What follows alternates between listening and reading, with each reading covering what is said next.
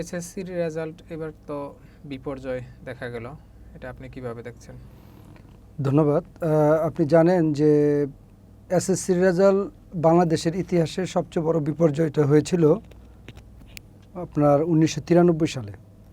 তখন সম্ভবত 32% আপনার এই এসএসসি পাশ করেছিল, এবং আমরা যে সময় পাশ করেছিলাম সেটা হচ্ছে 2001 সালে। তখন পাশের হার ছিল 35%। আর গত কয়েক বছরে যদি আপনি ইয়াটা দেখেন, পরিসংখ্যানটা দেখেন, 2023 সালে 83% পাশ করেছিল, 2024 সালে 83% পাশ করেছিল, 2025 সালে সেটা প্রায় 69%, আর এই বছর 2026 সালে এই বছর এটা 62% নেমে আসছে। তার মানে ডে বাই ডে পাশের যে পার্সেন্টেজটা এটা কমে আসছে। এবং এবছর প্রায় 11,30,000 পরীক্ষার্থীর মধ্যে 7 লক্ষ ফেল করেছে, যেটা একটা বড় গত 2 দশকের মধ্যে এটা সবচেয়ে বড় বিপর্যয় বলা চলে।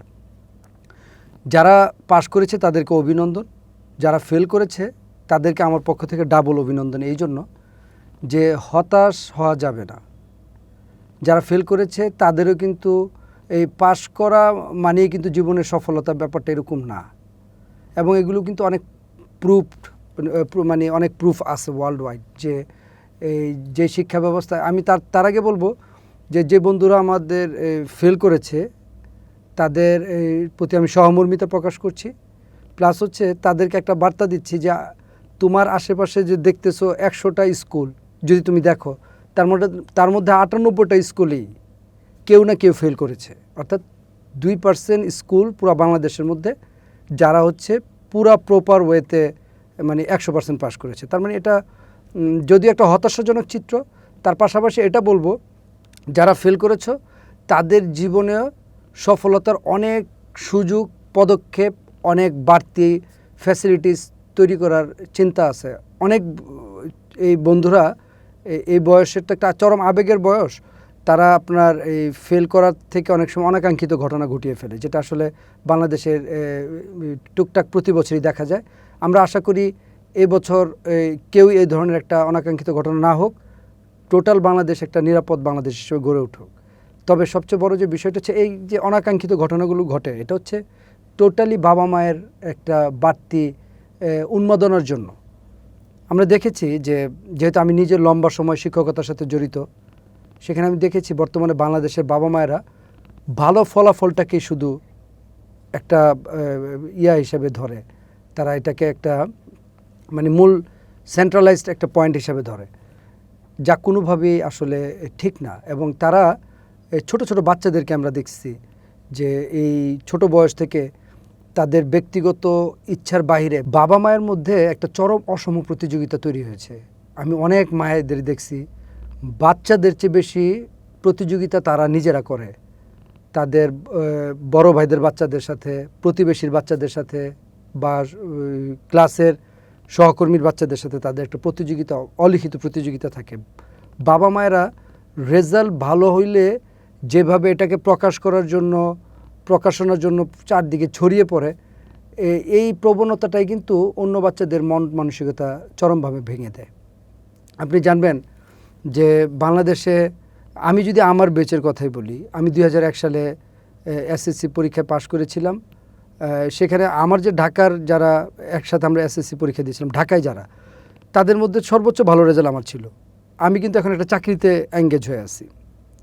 ওই ব্যাচের সবচেয়ে খারাপ রেজাল্ট যার ছিল, সে কিন্তু এখন একটা বড় উদ্যোক্তা, এবং বাংলাদেশের তার আন্ডারে প্রায় 250 থেকে 300 লোক কাজ করতেছে। তার মানে আমি কিন্তু ভালো রেজাল্ট করেছি, আমি ব্যক্তি স্বার্থ বলা চলে যে আত্মকেন্দ্রিক হয়ে গেছি। আর যে সবচেয়ে খারাপ রেজাল্ট করেছিল ওই ব্যাচের মধ্যে, সে কিন্তু একটা উদ্যোক্তা হয়েছে, এবং তার আন্ডারে কিন্তু 250-300 লোকের কর্মসংস্থান চলতেছে। তার মানে আমরা যখন ভালো রেজাল্টকে একটা খুব বেশি প্রাধান্য দেই এবং ভালো রেজাল্টকে খুব বেশি প্রায়োরিটি দেই, তখন খারাপ রেজাল্ট যারা করে তাদের ভিতর কিন্তু মানসিকভাবে চরমভাবে ভেঙে যায়। আপনি যদি আরও উদাহরণ আমরা টানি, বাংলাদেশের যমুনা গ্রুপের বাবুল সাহেব বলেন, বসুন্ধরা গ্রুপ বলেন, আপনার আকিজ গ্রুপের কথা মনে আছে কিনা আপনার, আকিজ গ্রুপ বলেন, থার্মেক্স গ্রুপের যে আব্দুল কাদের মোল্লা, তারা কিন্তু পড়াশোনায় খুব ব্রাইট স্টুডেন্ট না, এবং তাদের পড়াশোনা খুব বেশি অনেক ভালো পড়াশোনা করতে পারে নাই। তারা কিন্তু বলা চলে যে বাংলাদেশের সবচেয়ে ব্রাইট শিল্পপতি হিসেবে প্রতিষ্ঠিত, এবং তাদের আন্ডারে বড় বড় ডাক্তার, ইঞ্জিনিয়ার, বাংলাদেশের সবচেয়ে ব্রাইট স্টুডেন্টরা তাদের আন্ডারে চাকরি করে। চাকরি মানে চাকর হিসেবে থাকে, আমি যেটা বলি চাকর থেকে চাকরি শব্দটা উৎপন্ন হয়েছে। তার মানে বোঝা যাচ্ছে যে ভালো ফলাফলই যে লাইফের সব কিছু ব্যাপারটা যদি আমরা ওইভাবে মেনে নেই তাহলে কিন্তু একটা ক্ষতির কারণ হয়ে দাঁড়ায়। আপনি জানেন সারা বিশ্বের সবচেয়ে বেস্ট এডুকেশনাল সিস্টেম ধরা হয় হচ্ছে ফিনল্যান্ডকে। এটা শুধু আমাদের কথা না, এটা ওয়ার্ল্ড ব্যাংকের স্বীকৃতি, ইউনেস্কো স্বীকৃতি, এবং যারা শিক্ষা গবেষণা করে ওয়ার্ল্ড ওয়াইড তাদের একটা স্বীকৃতি হচ্ছে যে ফিনল্যান্ডের পড়াশোনা, তারপর হচ্ছে ডেনমার্ক, সুইজারল্যান্ড, কানাডা, সিঙ্গাপুর, এদের পড়াশোনার মান পৃথিবীতে সবচেয়ে ভালো মানের পড়াশোনা করে। সেই ফিনল্যান্ডে যদি আপনি দেখেন, সেই ফিনল্যান্ডে কিন্তু আপনার এই পরীক্ষা পদ্ধতিটা কিন্তু আপনার খুব ব্যতিক্রমী। তারা কিন্তু এরকম অসম প্রতিযোগিতা না, তারা বরঞ্চ সহমর্মিতার প্রতিযোগিতা তৈরি করেছে। তারা কিন্তু আপনার এই 7 বছর বয়সে গিয়া স্কুলিংয়ের স্টেপটা শুরু করে। আমাদের সব প্রায় দেশে 6 বছর থেকে স্কুলিংটা শুরু করে, তারা একটা বছর বেশি কেন নেয়? তাদের বিভিন্ন শিক্ষাবিদদের কথা হচ্ছে যে বাচ্চারা যত বেশি পরিবার এবং সমাজের সাথে অ্যাটাচমেন্ট থাকবে, এটা তারা বেশি শিক্ষা গ্রহণ করতে পারে। এবং তাদের শিক্ষা ব্যবস্থায় কোনো চাপ নাই, কোনো বাড়তি প্রেশার নাই, হোমওয়ার্ক নাই, পরীক্ষা নাই।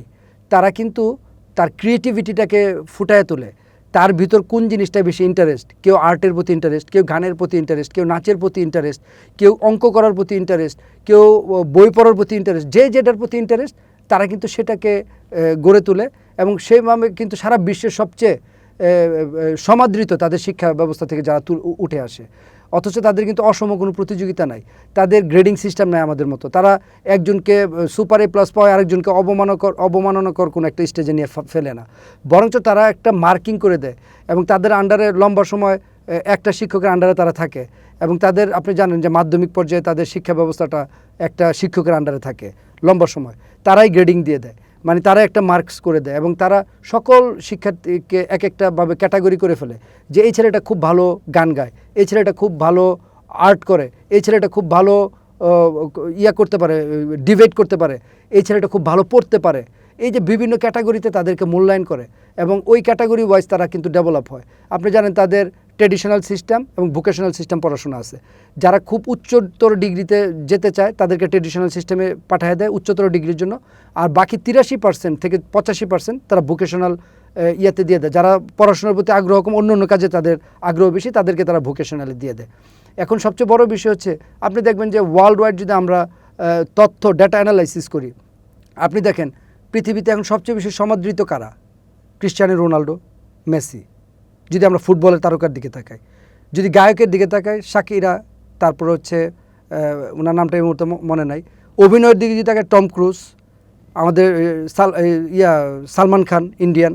তারপরে যদি আপনি দেখেন শাহরুখ খান, তারপরে হচ্ছে আপনার বড় বড় ব্যবসায়ীর দিকে তাকান, স্টিভ জবস আছে, তারপর হচ্ছে ওই যে মাইক্রোসফটের মালিক, ওনার নামটা জানি কি, বিল গেটস। তারপর হচ্ছে এই টেসলার যে মালিক ইলন মাস্ক। এরা তো পৃথিবীর সবচেয়ে ধনী।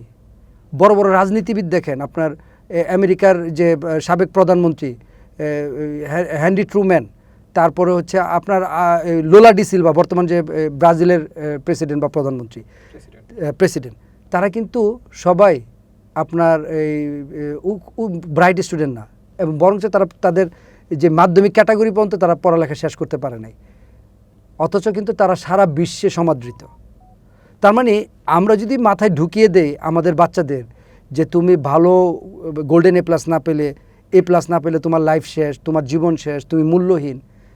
ভাই, আমরা যদি একবার সহজ সরলভাবে বলি, মানে আমরা সব পেশাকে সম্মান করি, বড় বড় ডাক্তার, ইঞ্জিনিয়ার, প্রফেসর, এই মেসি যদি আসে, ইলন মাস্কের কোম্পানিতে চাকরি পাইলে, বা মার্ক জুকারবার্গ যে পড়াশোনা শেষ করতে পারে নাই তার কোম্পানিতে চাকরি পাইলে, আমাদের বাবা মা গর্ব করে বলবে যে আমার ছেলে ফেসবুকে চাকরি করে, আমার ছেলে গুগলে চাকরি করে, আমার ছেলে টেসলাতে চাকরি করে, এটা তারা গর্ব করে বলবে। অথচ কিন্তু যারা মালিক, ওই কোম্পানির যারা মালিক, তাদের কিন্তু পড়াশোনা নাই।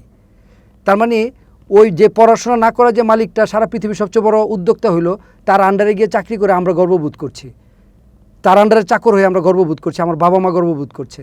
অথচ আমার বাবা মা কিন্তু পুনরায় যদি আবার আপনি যদি রিপিটেশনে যায়, তাহলে তারাই কিন্তু আবার আমি যদি পড়াশোনায় একটু খারাপ করে ফেলি, একটু খারাপ রেজাল্ট করে ফেলি, তখন কিন্তু আমরা দেখি যে ওই সন্তানটাকে তারা এত পরিমাণ ডিমোরালাইজড করে, যে এমন ডিমোরালাইজড হয় যে একটা সন্তান চরম আত্মঘাতী পথে চলে যায়। তাই আমরা মনে করি যে এই এসএসসি পরীক্ষায় যারা ভালো রেজাল্ট করছে তাদেরকে অভিনন্দন, কিন্তু যারা খারাপ রেজাল্ট করছে তাদেরকে আমি ডাবল অভিনন্দন জানাচ্ছি। এই জন্য যে তাদের জীবনে এইটাই সব কিছু না। এই ভালো রেজাল্ট করতে পারে নাই বা ফেল করছে, আবার চেষ্টা করুক সে ভালো রেজাল্ট করার জন্য।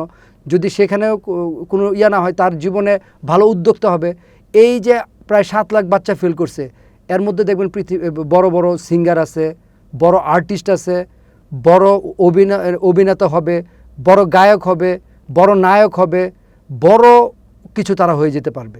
তাই আমরা শুধু এই পড়ালেখাটাকে প্লাসটাকে প্রাধান্য না দিয়ে, যে বাচ্চাগুলো ফেল করেছে, অনেক সংখ্যক বাচ্চা ফেল করেছে, তাদের বয়স তো কম, আমরা তাদেরকে যাতে খুব হৃদয় দিয়ে দরদ দিয়ে কাছে টেনে তাদের ভবিষ্যতে তাদের যে গুণগুলো আছে, তাদের যে ক্রিয়েটিভিটিগুলো আছে, তাদের যে সৃজনশীলতাগুলো আছে, সেইটাকে যাতে মূল্যায়ন করে তাদেরকে একটা ব্রাইট ফিউচার তৈরি করে দিতে পারি, এবং কামনা করি তারা ভালো জীবনে ব্রাইট ফিউচার গঠন করুক।